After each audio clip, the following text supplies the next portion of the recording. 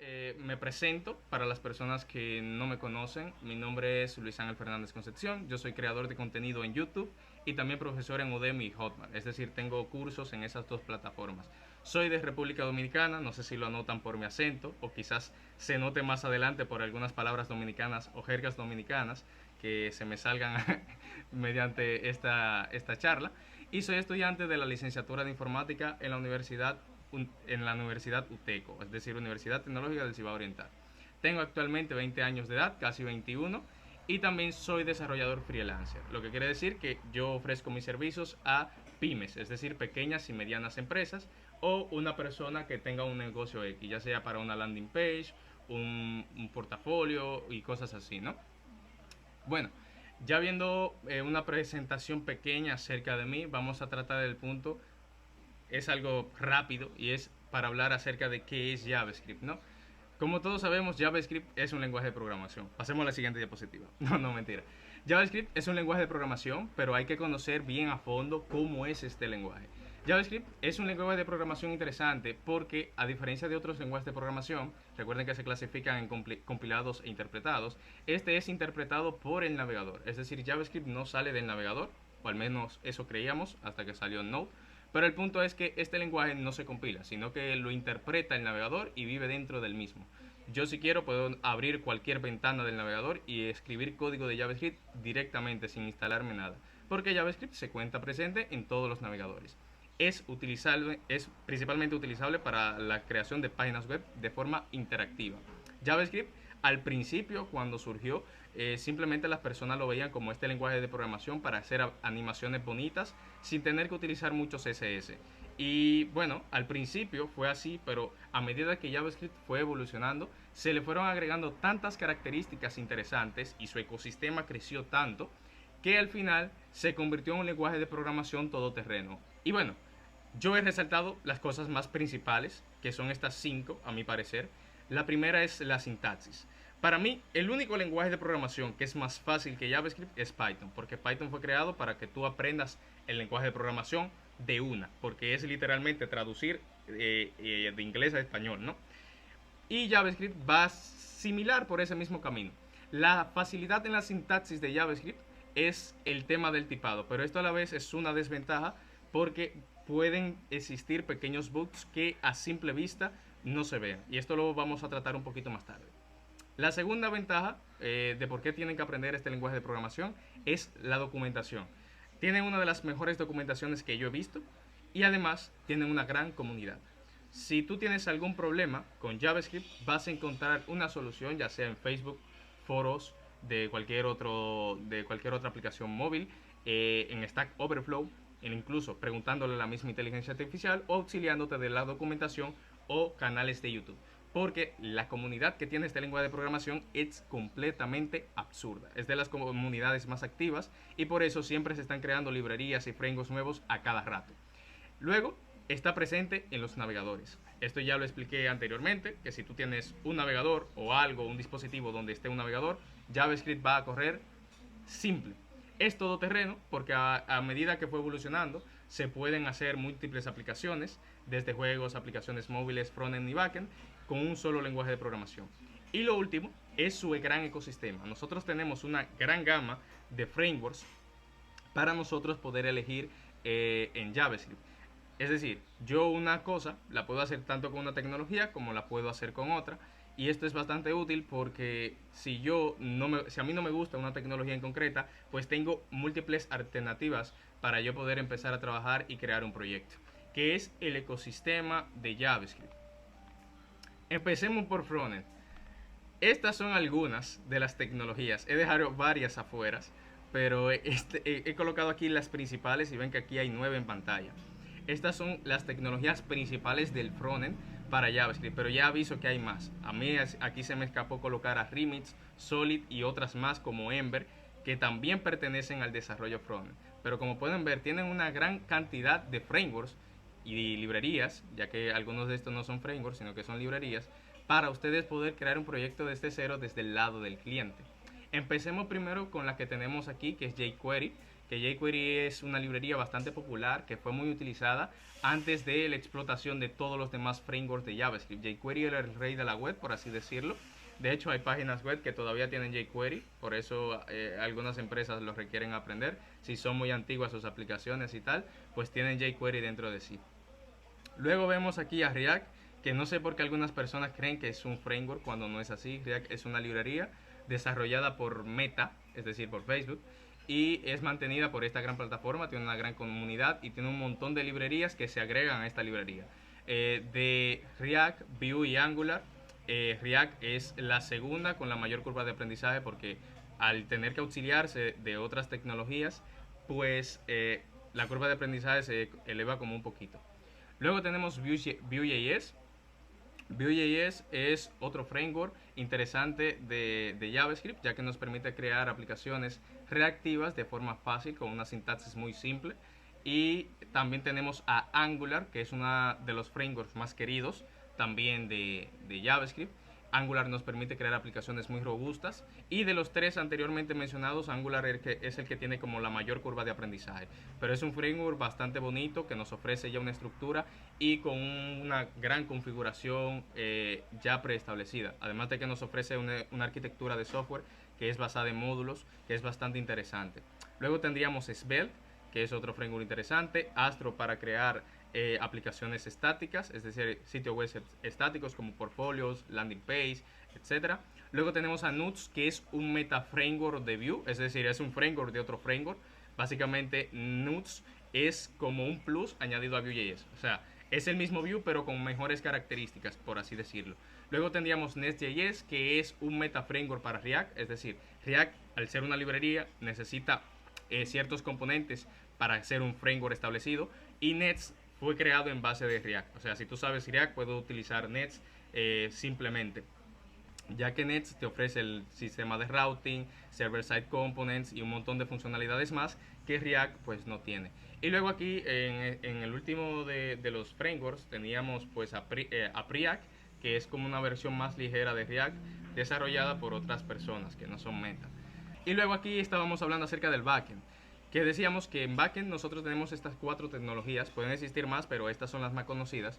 Y es que estas tres, es decir, Fastify, Nest y Express, son frameworks, pero Node.js no es un framework, sino que Node.js es un entorno de ejecución de JavaScript del lado del backend, lo que hace que JavaScript se pueda ejecutar fuera del navegador. Porque las personas que crearon Node lo que hicieron fue tomar el motor V8, que es un motor que tienen todos los navegadores basado en Chrome, para así poder correr JavaScript fuera del navegador y que este se pudiera utilizar. Por eso JavaScript corre en aplicaciones que están incluso hasta en consolas de videojuegos. No sé si alguno de ustedes lo sabía.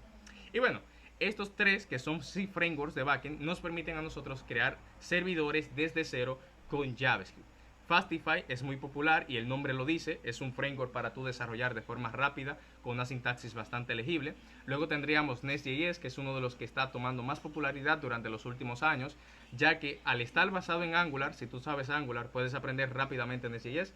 Yo tengo como 3 o 4 meses aproximado aprendiendo Nest.js y la verdad es que me ha encantado porque te viene con un montón de configuraciones ya predeterminadas, te viene con una arquitectura para tú trabajar, te brinda incluso hasta una librería, por así decirlo, o mejor dicho, un servicio en el cual tú puedes trabajar con microservicios, ya sea utilizando Kafka o utilizando protocolos TCP u otros servicios o otros servicios de streaming.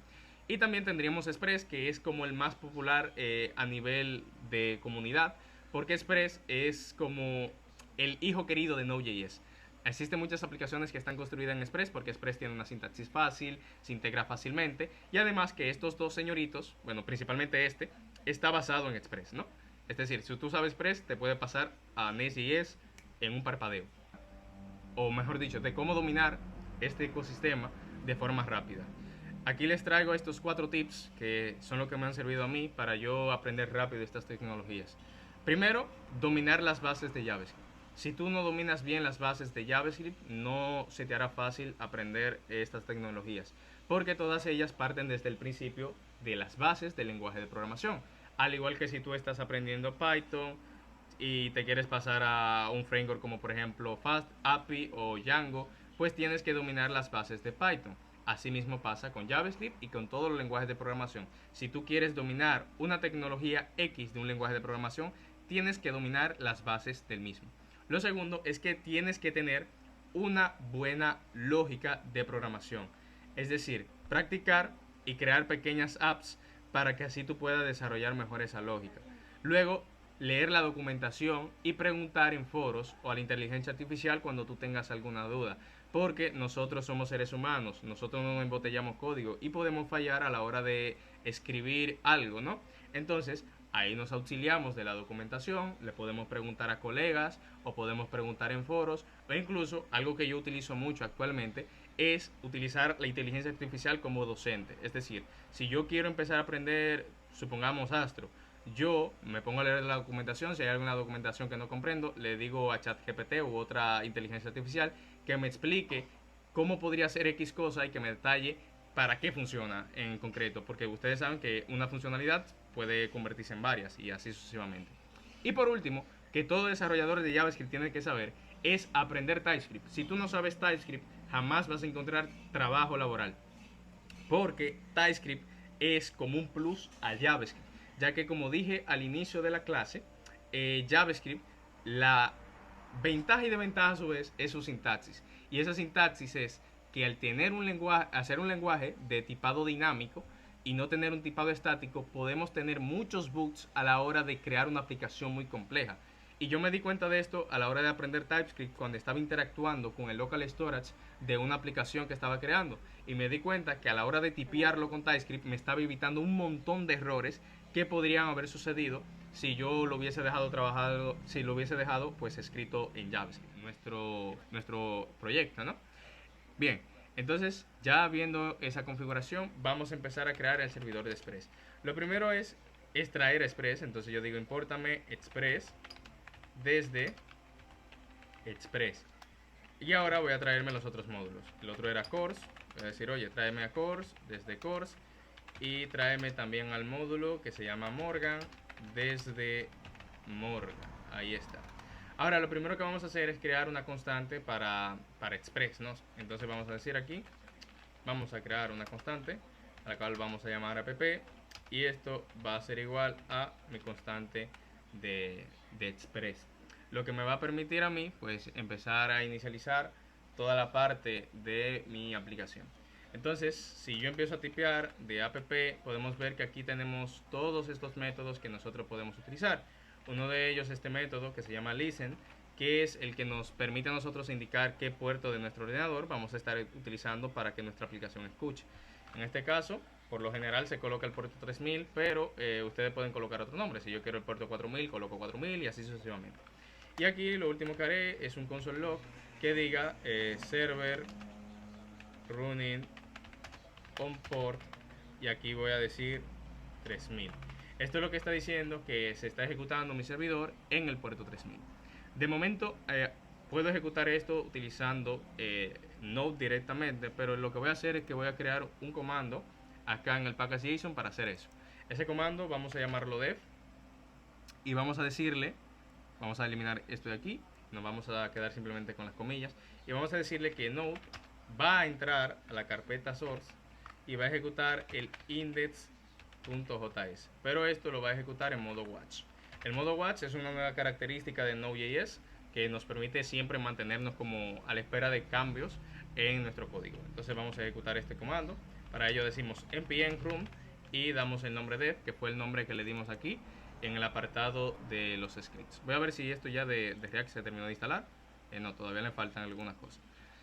Vamos a esperar aquí a que se termine de ejecutar el tema del servidor ya del backend y aquí nos tiene que aparecer este mensaje que nosotros colocamos acá, es decir, server running on port 3000. Si no aparece este mensaje porque o tenemos la configuración mal o hemos instalado las dependencias mal, ¿no? Nos van a permitir mantenernos siempre a la escucha de todos los cambios. En el caso de Morgan, lo que hace es detectar todos los cambios que se lleguen por medio de los verbos HTTP. Si yo hago un verbo, uso el verbo post o get, pues aquí Morgan va a detectarlo y lo va a lanzar aquí por consola. Fíjense, por ejemplo, si yo me voy acá y refresco, Ahí en la consola tiene que aparecer otra cosita. Miren, ha aparecido este mensaje que dice, oye, 404 en la ruta de home y se tomó 21.282 milisegundos de tiempo para tú mostrar esa alerta. Lo que quiere decir que el middleware se está ejecutando. Ahora, otro middleware que tenemos que activar es el middleware de CORS. Que este middleware, como indiqué anteriormente, lo que hace es básicamente decirle, oye, tú te vas a comunicar con otro servidor, entonces aquí dentro de CORS yo puedo establecer qué servidor es. En este caso lo voy a dejar vacío. Cuando ustedes lo dejan vacío, quiere decir que cualquier persona se puede conectar a su backend. Esto es una mala práctica, ojo, esto es mala práctica dejarlo vacío. En mi caso lo voy a dejar así porque esto es para fines educativos, ¿no? Y además esto es una aplicación simple para pruebas. Y el último que vamos a estar utilizando es uno que viene desde el mismo Express y es este que se llama JSON, que lo que hace es que nos va a parsear todas las respuestas que vengan, ya sea desde un cliente REST o desde la aplicación cliente. Esto ya mañana es que lo vamos a ver en acción. Bueno, hoy también si terminamos la API. Bueno, la API se hace rápido porque vamos a usar un ORM. Y bueno, ya con esto ya teníamos básicamente una configuración base de nuestro servidor. Otra cosa que podríamos hacer es establecer configuraciones para el puerto, es decir, haciendo esto, por ejemplo, app set, y con el set dar un nombre de variable utilizando estas comillas. Por ejemplo, esta variable, vamos a llamarla port, y acá, seguido de la coma, indicamos el valor. Entonces acá, en vez de yo decir app listen 3000, yo digo, por ejemplo, app get, y aquí coloco pues el nombre port que hace referencia a esa variable. Y aquí haremos lo mismo, ¿no? Esto es muy útil para, por si nosotros, por ejemplo, cambiamos de puerto y estamos utilizando la configuración del puerto en muchos otros sitios, pues que no se tenga que modificar uno a uno, sino que, bueno, yo modifico directamente desde acá, ya no es el 3000, es el 4000, pues se cambia toda la configuración donde tú lo estás llamando. Fíjense que ahora dice, oye, el server ahora es el 4000, no el 3000. Para eso, pues sirve esta parte de aquí. Vamos a dejarla ahí porque nos sirve para nosotros para proyectos futuros, para ustedes y tal. Y ahora vamos a centrarnos en la parte de los servicios y las rutas. Entonces, vamos a crear una ruta inicial y ya luego vamos a configurar el ORM. El ORM se configura súper rápido. La ruta que vamos a hacer va a ser por el verbo get. De esta manera es que Express se permite crear rutas. Ojo, no confundan esto con esto, porque aquí yo lo estoy utilizando pues para obtener una configuración y aquí lo estoy utilizando para definir una ruta. Es importante no confundirse. Entonces aquí yo voy a decir, oye, voy a definir una ruta llamada home. Esto va a tener un request y un response. El request sería todo lo que viene del cliente y el response lo que devuelve el server. En este caso yo quiero responder con un JSON. ¿Y qué quiero responder en el JSON? Bueno, quiero responder un objeto que tengo en la propiedad message y que diga, hola amigos, no sé escribir hoy, amigos de JS. Entonces vamos a ponerlo así. Si ahora vamos a esperar a que esto se termine de refrescar y que nos muestre el servidor para yo visitar ahora la ruta home. Fíjense que si aquí yo refresco, ahora me dice, miren, el mensaje que acabamos de programar. Message, hola amigos de JavaScript. Bien, ahora vamos a configurar el ORM. ¿Qué es un ORM? Saludos a Rosemary, hola, ¿cómo estás? Y a todas las demás personas que se están uniendo. ¿Qué es un ORM? Bueno, los ORMs básicamente nos permiten a nosotros es crear base de datos de forma rápida sin la necesidad de utilizar SQL. Básicamente nosotros podemos usar el código nativo de JavaScript para crear una base de datos desde cero con los ORMs. En mi caso voy a utilizar uno que me gusta mucho, que se llama Prisma. Aquí ya yo lo tengo. Miren que la URL se pone sola de tanto que lo utilizo en varios proyectos. Y lo interesante de Prisma es que tiene una sintaxis muy sencilla. Si quieren aprender un poco de Prisma, tengo 2 videos en mi canal de YouTube que lo pueden observar para que aprendan a utilizarlo. No sé por qué esto está saliendo gris. Seguramente porque la plataforma no ha cambiado, no ha recargado bien. Pero el punto es que aquí básicamente Prisma nos da los detalles qué es lo que tenemos que hacer. Estos pasos de aquí yo me lo voy a volar porque esto se hace ya con TypeScript y tal. Y como yo estoy utilizando JavaScript, pues no tengo que hacer estos pasos. Y vamos directamente a este comando de acá que dice npm install prisma-save dev. Esto lo que va a hacer es que va a instalar a Prisma, pero como una dependencia de desarrollo. Esto es lo que indica aquí. Entonces aquí vamos a crear una constante a la cual vamos a llamar router, pero fíjense que este está con la R minúscula. Y esta constante vamos a decirle que va a almacenar la ejecución de lo que esté en router. Y aquí vamos a decirle, oye, expórtame por defecto la constante router. Y ya con esto puedo utilizar todo lo que yo tipé con router aquí en mi archivo index.js, que es el que arranca el servidor. Bueno, ya Prisma se instaló. Vamos ahora a instalar el proveedor. Vamos a copiar esto. Bueno, voy a copiarlo así para que no se lleve el signo de dólar. Y lo vamos a pegar aquí. Vamos a darle clic en Enter. Y fíjense, aquí yo no tengo una carpeta que dice Prisma. Prisma la va a generar por mí a la hora de leer, pues, directamente este comando. Bueno, lo que hace eso, voy a ir creando rutas acá. Y fíjense, cuando yo tipeo router punto, aquí ya empiezan a salir, pues, verbos HTTP. Como por ejemplo este, que es el get, el delete y los demás que tienen que estar por ahí, como el post, put y tal. Vamos a empezar con el verbo get. Y aquí el verbo get yo le voy a decir que va a ser una ruta llamada /notas. Ustedes pueden poner cualquier otra cosa, pero en mi caso lo voy a dejar como /notas y ya está. Fíjense, ya se ha inicializado el proveedor de Prisma. Aquí está la carpeta y aquí está el esquema.prisma. Este archivo llamado esquema.prisma es el archivo que nos va a permitir, pues básicamente, crear todos los modelos para nuestra base de datos. Eso lo vamos a estar utilizando casi mente. Entonces aquí lo único que voy a tener es una callback que tenga un request y un response, y a esto le voy a hacer un copy paste para duplicarlo 3 veces más por lo menos, o 4 veces más si no me equivoco. Sí, 4 veces porque necesitamos 2 get. Este segundo get va a tener un parámetro de ID, de tipo ID. Cuando colocamos esto así, voy a hacer un zoom para que puedan ver bien. Cuando colocamos esto así, ¡ay! Se me pasó el zoom. Cuando colocamos esto así, quiere decir que esto es un ID que viene por parámetros, es decir, por medio de la ruta. Es decir, cuando yo tipé localhost 3000 /notas /un número, quiere decir que va a enrutarme a esta función. Si yo tipeo simplemente /notas, me enruta a esta función. Ahora aquí voy a utilizar otro verbo. Aquí va a ser el post, aquí va a ser el verbo put. Aquí también necesitamos utilizar el params, es decir, el ID. Y aquí va a ser un delete, que también necesitamos pues el params. Entonces vamos a colocar acá ID también. Y esto lo vamos a llamar aquí. Para ello tengo que importarlo.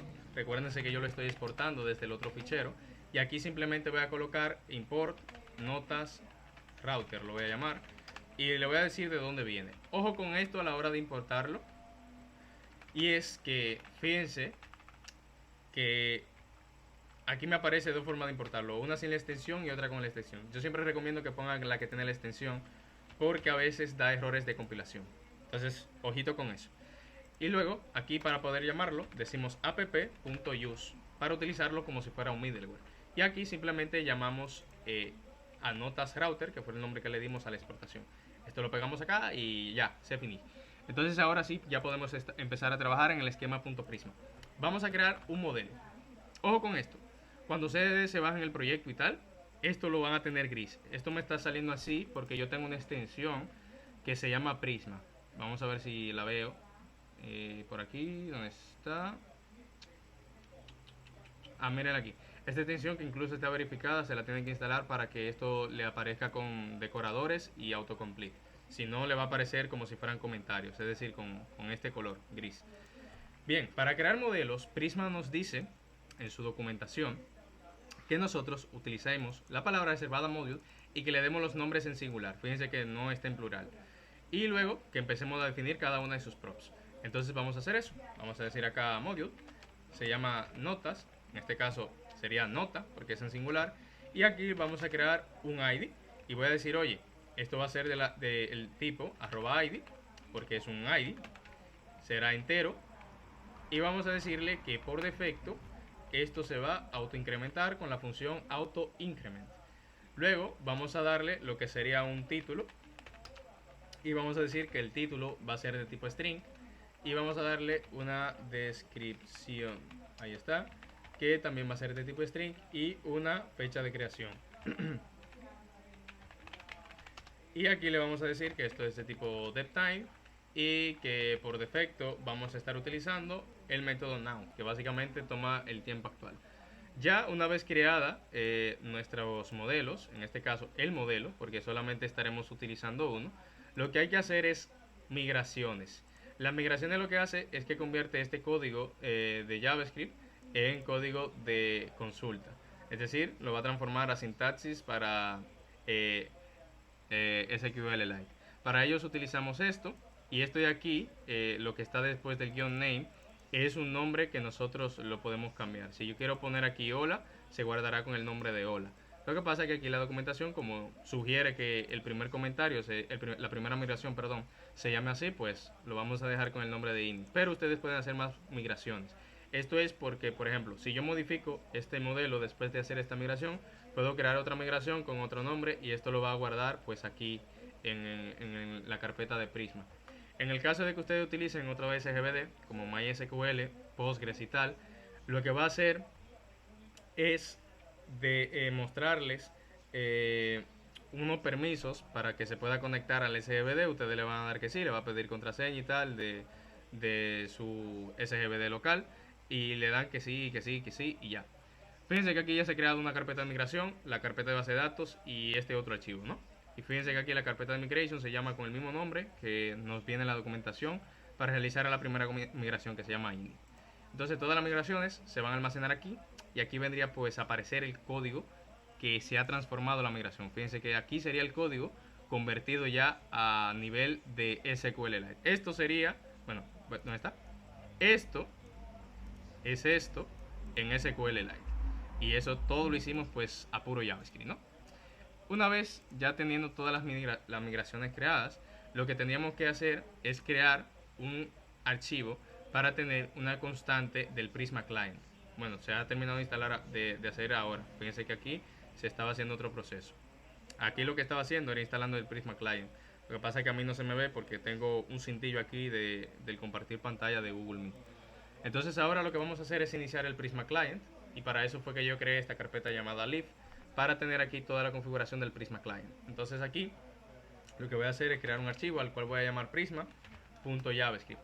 Y aquí lo que voy a decir es lo siguiente, oye, quiero importar Prisma Client, Prisma, bueno, cierto, esto no se importa por defecto, sino que se importa de esta manera. Y de aquí quiero utilizar el Prisma Client. Esto es una clase, valga la redundancia. Entonces aquí yo voy a decir, oye, exportame una constante a la cual voy a llamar Prisma, que va a ser igual a una nueva instancia del Prisma Client. Y ya con eso tendríamos la base de datos conectada a nuestro proyecto, así de sencillo. Y ya en base a esta constante, ya podemos empezar a crear todas las funciones para nuestro enrutador. Vamos a correr ahora el server. Primero que nada voy a limpiar la consola para no tener tantas cosas. ¿Tienen algunas preguntas al momento la gente que está en Meet? Para que me puedan decir si tienen alguna pregunta al respecto de lo que hemos visto hasta el momento.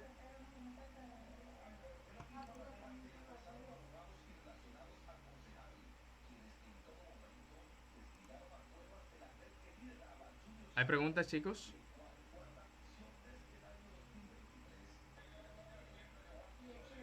Bueno, al parecer no. La gente de TikTok, gracias a todos los que se están uniendo. Un saludo a todos ellos. Vamos a continuar entonces. Tranquilo. Bueno, vamos a continuar entonces. Entonces vamos a irnos aquí, a Service. Aquí en Service vamos a crear un archivo. Yo lo voy a llamar notas.js. Le he dado este nombre porque es el nombre de la entidad que vamos a estar trabajando, ¿no? Entonces aquí lo que voy a hacer es, impórtame desde, y fíjense lo que voy a hacer ahora. Voy a bajar una carpeta, y ahora estoy en la carpeta raíz, es decir, en el source. Y voy a decir, entra a la carpeta Live y ahora entra Prisma. Recuerden colocar la extensión JS para evitar problemas de compilación. Y ahora aquí le voy a decir, oye, de aquí quiero estar utilizando la constante Prisma. Y ya ahora puedo empezar a crear todas mis funcionalidades.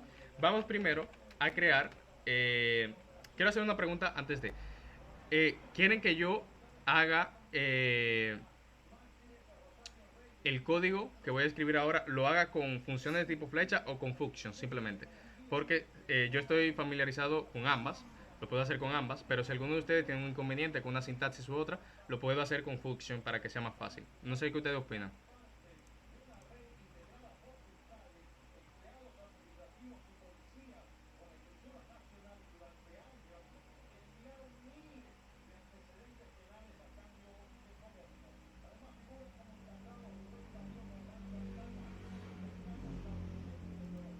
Bien, vamos a hacerla con function porque siento que es la forma más simple de entenderlo. No quiero hacerlo con funciones de tipo flecha por si alguno de ustedes no la dominan bien. Entonces vamos a decir que vamos a declarar una función llamada getData, que, bueno, getNotas, porque esta será para obtener todas las notas. Vamos a ver, tenemos un comentario aquí, si no me equivoco. Con la simple, o sea, ok, voy a utilizar function entonces. Fíjense aquí, voy a colocarlo en plural porque tenemos dos verbos HTTP de tipo get, me refiero. Tenemos uno que es para obtener una sola nota y otro para obtener varias. Entonces vamos a decir acá get notas y aquí pues creamos nuestra función. Esta función tiene que ser asíncrona para que así pueda ejecutarse código no bloqueante. Entonces aquí esta función recibe tres parámetros: el request, el response y una función nets, que es por si es un middleware, pero en este caso no son middlewares, así que con estos dos parámetros basta. Ahora vamos a crear un try catch para capturar posibles errores. Ojo con esto, el try catch nos va a librar a nosotros de muchas, porque vamos a ver cómo se utiliza bien. Ahora, para utilizar bien el try catch, lo que voy a hacer aquí es una condición que diga, oye, si el error es una instancia de la clase error, quiero que retornes una respuesta, ojo con esto, con código de estado 500 y que venga en formato JSON un mensaje, vamos a ponerlo así, message, que tenga lo que esté en error.message. Ya con eso ya tenemos el error pues validado, ¿no? Y ahora en el try iría todo el código bueno que vamos a utilizar. Entonces aquí vamos a decir de la siguiente forma: vamos a crear una constante, la voy a llamar notas en plural, y voy a decir que esto es código asíncrono, entonces tengo que utilizar la palabra reservada await para que espere y tome tiempo. Saludo Carlitos, que se unió desde TikTok para el live, gracias por darle like a la pantalla para que llegue a más personas. Entonces voy a decir, oye, Prisma, tú vas a estar utilizando a nota. Recuerden que nota es el modelo que nosotros generamos en el esquema .prisma. Y desde aquí voy a decirle que utilice este método que se llama findMany, que me permite a mí filtrar todo lo que se encuentre ahí. Y una vez obteniendo el findMany, yo lo que quiero hacer es que el res me devuelva en un formato JSON todas las notas. Pero le voy a decir, oye, quiero que esto sea un status 200. El código de estado 200 indica todo fue bien. Vámonos a el archivo de rutas entonces. Y en vez de esta callback que yo estoy pasando acá, este código yo lo puedo quitar. Esto yo lo coloqué para que no me diera errores de compilación. Y simplemente llamo la función que yo estoy utilizando. Pero para llamarla tengo que exportarla. Entonces tengo que decirle acá adelante export. Entonces vamos a llamarla acá. Entonces vamos a decirle get notas. Y fíjense que viene desde acá. Y aquí tengo que poner la extensión para que no me esté petando. Fíjense, ahí de una vez me petó desde que no tenía la extensión. Bien, ya el servidor se ha reiniciado. Ahora vamos a ver si es verdad que funciona. Entonces me voy aquí, localhost 3000 / notas. Vamos a ver si fue en plural que lo puse o fue en singular. Porque no recuerdo, sí fue en plural. Entonces vamos a darle en enter. Este verbo sí lo puedo hacer desde el navegador, porque no necesito un REST client para poder consumir datos. Y fíjense, me ha devuelto un array vacío. Aquí está, este arreglo vacío me lo ha devuelto, lo que indica que ya Prisma está funcionando. De esa forma ya yo puedo filtrar todos los datos. Ahora vamos a crear el otro método get, pero cuando tenemos un ID en específico. Vamos a dejarlo configurado porque no lo podemos ver en funcionamiento todavía, porque yo estoy creando apenas los verbos para obtener datos y no tenemos datos. Entonces simplemente lo vamos a dejar configurado y ya, para que ustedes vean cómo se utiliza. Entonces aquí lo que vamos a hacer es lo siguiente: vamos a llamarlo nota porque solamente vamos a estar obteniendo una. Y en vez de utilizar el método que se llama findMany, Prisma nos ofrece este método que se llama findSpheres, que es decir, oye, tú vas a encontrar solamente el primero de coincidencia. Entonces esto recibe un objeto con una prop llamada where, que sería lo equivalente al where de SQL. Y acá le vamos a decir por qué prop estaremos buscando. En este caso será por el ID. Y como todo lo que viene en mi URL está en tipo string, yo tengo que convertirlo a tipo number para que así no tenga errores. Entonces tengo que decirle, oye, vamos a estar utilizando desde el request, que es la petición del cliente, .params, un parámetro llamado ID. Y este parámetro llamado ID que yo tengo acá hace referencia, voy a cerrar este archivo que no lo estoy usando, ni este tampoco, hace referencia a este ID que yo tengo acá tipeado en mi URL. Esto también yo lo puedo reescribir de otra forma, y es utilizando el destructuring, diciendo de la siguiente forma: oye, desde el request.params quiero extraer solamente el ID. Y de esta manera evito errores y esto lo paso directamente acá. Entonces acá vamos a llamar a esto nota para que tenga sentido el nombre de la función y aquí retornamos nota. Ahora, aquí podemos validar si la nota existe o no existe. Si existe, se va a mandar esto, pero si no existe, vamos a negar con este signo, con el signo de negación, vamos a retornar una respuesta con un código de estado 404. 404 quiere decir que no se encontró lo que yo estoy solicitándole a mi servidor. ¿Y qué es lo que le voy a decir en el mensaje? Bueno, aquí yo voy a retornar un JSON con una propiedad llamada message. Y esto le voy a decir el ID no se encuentra. Y ahí estaría esto configurado. ¿Hay preguntas o dudas al momento?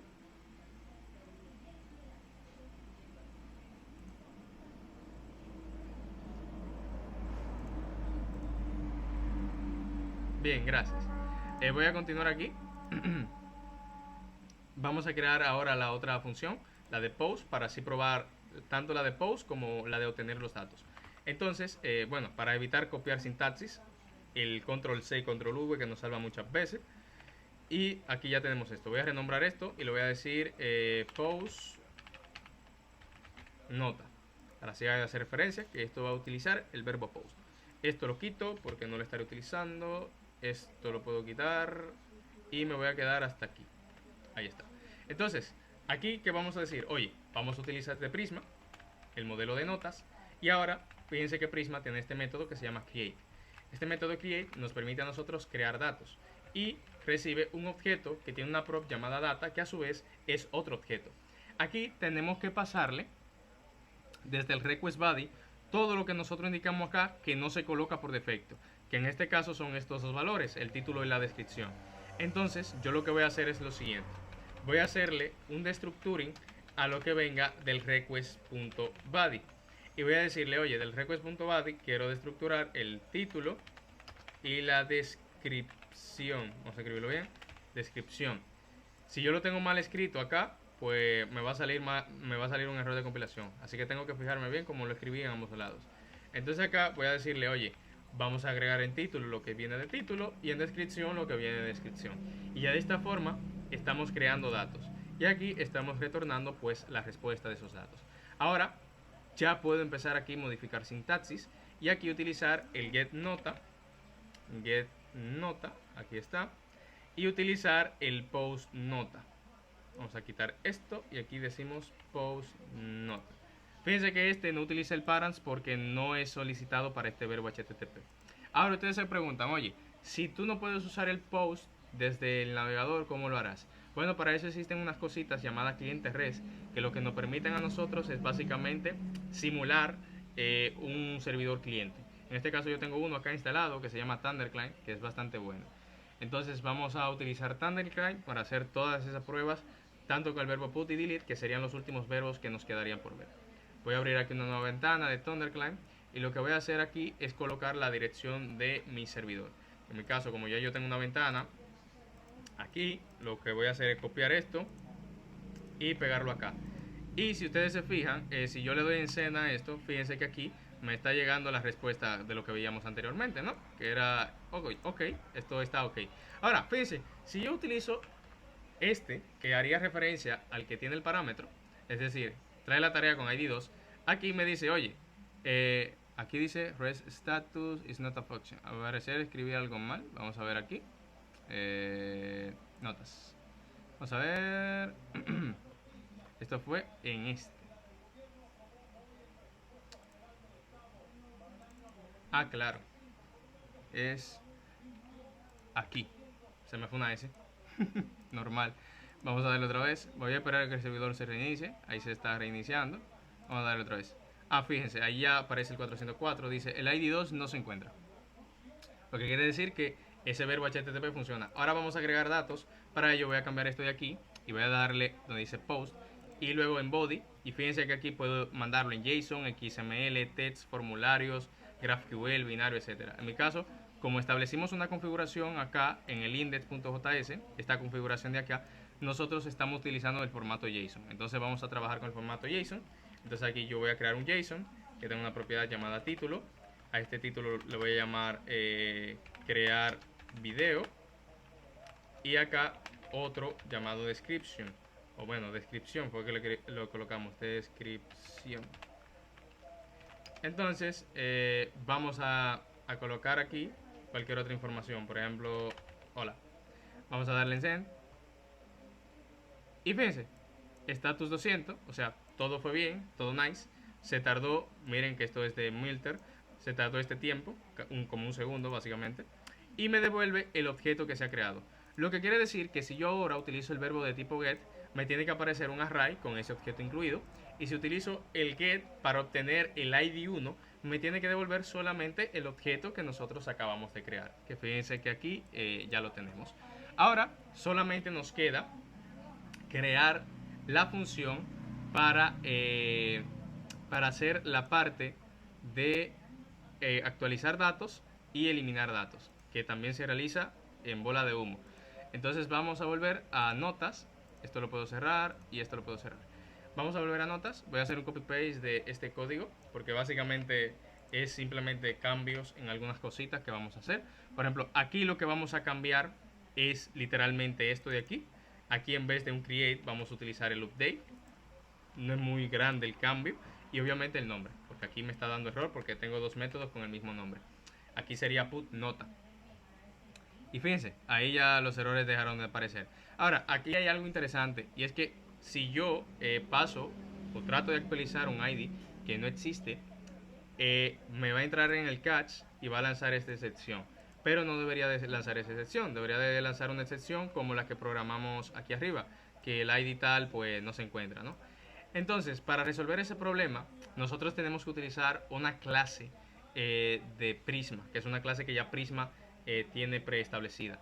El nombre de esa clase es demasiado largo, entonces yo lo que voy a hacer es que lo voy a buscar en uno de estos proyectos que lo tengo acá y simplemente me voy a copiar el nombre de la clase, porque es demasiado largo y hay dos clases que tienen ese mismo nombre eh, y siempre me confundo importándola. Entonces, para no perder mucho tiempo, lo que voy a hacer es reutilizar esa importación y llamarla en el proyecto. Este sería el nombre de la clase, miren que larguísimo es, y este sería la importación. Entonces, esto lo vamos a tomar y nos lo vamos a llevar al proyecto. Esto lo vamos a importar aquí arriba y este nombrecito lo voy a cortar por si Prisma trata de detectar el otro, porque los nombres son muy similares. Entonces volvemos acá al verbo put, que es el que estamos programando. Y vamos a hacer algo similar a lo que hicimos en esta sentencia, solamente que la vamos a hacer antes de que llegue a esa. Entonces vamos a decir, oye, si error es una instancia de esta clase, vamos a tener que retornar una respuesta con un código de estado 404 y que el JSON ahora tenga como mensaje pues un objeto con la prop message y que diga pues el ID y aquí utilice pues el request.parent.id, que aquí no lo tengo, voy a tener que utilizarlo. Const ID, voy a tomarlo desde request.parents, ahí está. Aquí le digo el ID tal no se encuentra, de esta manera. Y acá pues me faltaba utilizar el ID, que es donde se van a actualizar los datos, porque si mando esto pues se me va a actualizar todo. Entonces aquí tengo que utilizar pues un where, y al igual al where que utilizábamos en el get, tengo que convertir esto a number. Entonces voy a decir convierte a number el ID que estamos estructurando desde el params, de manera que nos quedaría así la función. Entonces vamos otra vez a routes, este código de aquí yo lo puedo quitar y aquí pues llamo la función llamada put nota. Ahí está, vamos a ver si se importó y volvamos aquí al REST client. Fíjense, ahora aquí voy a utilizar el verbo put y voy a cambiar el título. Ahora el título se va a llamar, por ejemplo, charla. Y la descripción le vamos a poner viernes, puse viernes 20, parte 2. UI, porque estaremos trabajando ya con UI. Si yo le doy acá en send, fíjense que aquí, bueno, otra vez escribí la palabra mal, vamos a corregirla. ¿Dónde fue que le escribí mal? A ver. Aquí me lo dice el error porque no lo leí bien. Rea is not defined. ¿Qué es rea? ¿Y dónde lo estoy llamando? REA. Vamos a ver aquí donde estoy utilizando el REA. Ah, aquí, es request, no REA. Vamos a esperar que esto se reinicie. Vamos a escribir y vamos a mandarlo otra vez. Ok, ahí está. Vamos a darle en send. Fíjense, aquí se me ha modificado. Ahora si yo hago un get de la nota número 1, fíjense que ya viene con los datos actualizados, a excepción de la fecha de creación y el ID, que son los únicos datos que yo no estoy actualizando. Ahora, ¿qué sucede si yo trato de actualizar un ID que no existe? Como por ejemplo el 14, que esto fue lo que validamos en el catch. Pues aquí simplemente le damos en send. Bueno, aquí ¿qué ha pasado? ID no se encuentra, vamos a ver. Ah, cierto, no lo está encontrando porque como lo tengo acá en el bloque del try, no lo está tomando de leer. En este caso, para evitar eso, o muevo o saco esto del bloque try o simplemente lo llamo como request params.id, de esta manera. Vamos a esperar a que esto refresque para así corregir ese error. Le damos en send y fíjense, ahora me dice 404, el ID 14 no se encuentra. Y bien, solamente nos falta programar el delete. El delete es similar al put, en el sentido de que tenemos que utilizar esta estructura para el catch. Entonces vamos a hacer un copy paste de esta función. Vamos a pegar esto acá. Y acá vamos a llamarlo delete nota. Delete nota, ahí está. Y acá pues no necesito ningún request body. Aquí solamente necesito el ID para trabajar. Aquí sí quiero devolver qué nota fue la que eliminé. Aquí no necesitamos datas. El where sí lo necesitamos. Y en vez del método update, necesitamos el método delete. Y listo. Ya con esto, pues tendríamos la función delete creada. Solamente reutilizamos de aquí algunas cositas y eliminamos cosas y ya está. Y listo. Vamos ahora a terminarla de importar acá en esta última ruta. Entonces vamos a decirle acá delete nota. Ahí se importa, vamos a esperar que esto se termine de reiniciar. Y vamos a eliminar a esa nota, el número 1. Primero voy a eliminar una que no exista, ¿vale? Por ejemplo esta, vamos a darle en send y fíjense, el ID 14 no se encuentra. A ver, la verdad, déjeme cambiar el verbo HTTP. Estaba en put. Ahí está, el ID 14 no se encuentra. Ahora vamos a eliminar el ID 1, que es el que sí se encuentra almacenado. Y aquí me lo devuelve, pero me está diciendo, oye, tú eliminaste esto, no que esto está guardado ni nada, sino que, oye, mira, tú eliminaste este objeto que tiene estos datos. Por ende, si yo hago un get ahora a notas 1, me tiene que decir que no se encuentra esa tarea con ese ID. Y listo. Ya hemos terminado de programar todo nuestro backend de la aplicación que vamos a estar desarrollando. Ya mañana simplemente quedaría UI y consumir esta API. Recuerden que todo este código yo se lo voy a estar compartiendo por un repositorio de GitHub que le voy a pasar el link cuando terminemos la charla el día de mañana. Ahora voy a cerrar aquí la consola, la terminal, dejaré de compartir y quiero una ronda de preguntas que ustedes me puedan hacer. No solamente a nivel de código, sino también de lo que vimos en la diapositiva y si les ha gustado este primer día de esta charla. Entonces quiero escucharlo a ustedes, a ver qué les pareció y tal. Y disculpen los...